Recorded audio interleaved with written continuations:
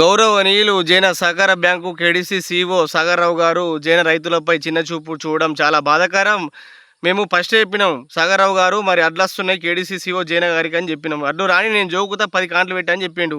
ఇప్పుడు అడ్డొచ్చి ఐకేపీ సెంటర్లు ఉన్నా కానీ మరి అమ్మాల వారు లేరు, మాకు కాంట వాళ్ళు లేరని మరి మళ్ళీ మాట్లాడడం జరుగుతుంది.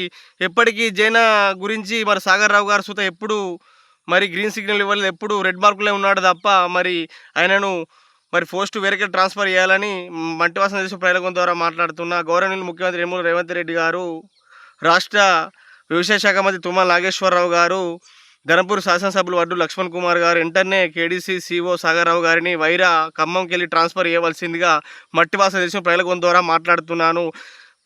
ఫస్ట్ పాలకులు అప్పుడు ఇట్లే చేసిండు, ఇప్పుడు కాంగ్రెస్ పాలన ప్రభుత్వం ఉన్నప్పుడు ఇట్లే చేస్తుండ్రు. రైతుపై చిన్న చూపు చూడడం సాగర్రావుకి జైన కేడీసీ సీఈఓ గారు మరి చాలా బాధాకరం. ఇది వెంటనే సాగర్రావు గారు మరి నిన్నంటే ధాన్యం నానింది, ఇప్పుడు తడిసింది. తుమ్మల నాగేశ్వరరావు గారు వడ్ల ధాన్యాన్ని జోకుతున్నారు. గత పలుకులప్పుడు అట్లనే చేసిండు కేడీసీ సీఈఓ జైన సాగర్రావు గారు. అందుకోసం అది ఫస్ట్ నుంచి రిపీట్ కావద్దు, పదే పదే రిపీట్ అయితే బాగుండదని మరి గౌరవనీయులు సహకార సంఘం సీఈఓ కేడీసీ సాగర్రావు గారికి మా రిక్వెస్ట్ ఏంటిదంటే జైన వడ్డను అతివేగంగా జోకాలి, ఐకేపీ సెంటర్ పంపించాలని మట్టివాసన చేసి ప్రజల ద్వారా మాట్లాడుతున్న. దీన్ని మీరు ఇష్టం ఉన్న వాళ్ళు కామెంటు రూపంలోకి తెలియచ్చు.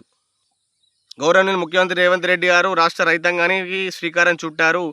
ప్రభుత్వానికి బురద జల్లడమే మరి కేడీసీ సీఈఓ సాగర్రావు గారి ప్రయత్నం అనుకుంటా. నాకు అదే అనిపిస్తుంది. ఈ దొరల అహంకారం ఎప్పటికీ పోదు. Thank you. ఉంటున్నా.